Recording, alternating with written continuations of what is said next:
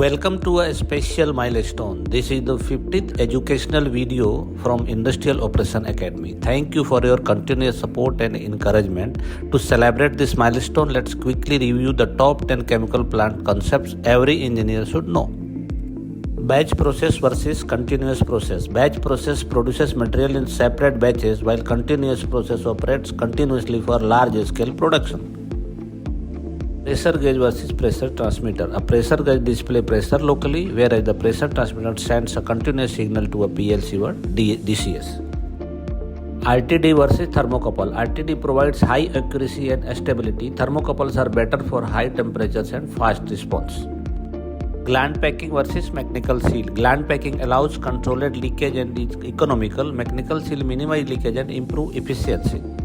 Pressure switch versus pressure transmitter. A pressure switch provides on-off action at a preset pressure.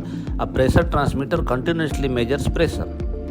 Pump priming. Priming removes air from the pump before startup. Running a pump without proper priming can damage the mechanical seal and impeller.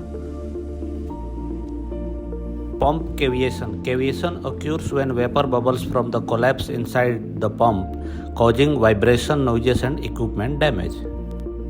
HAZOP. HAZOP is a structural method for identifying process hazards and improving plant safety before incident occurs.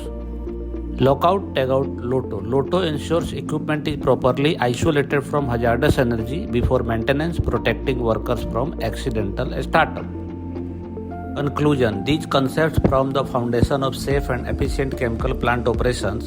Whether you are a student, operator, maintenance technician, or engineer, mastering these topics will strengthen your technical knowledge and confidence. Thank you for being part of Industrial Operation Academy journey. Stay connected for more practical engineering knowledge and industrial best practices.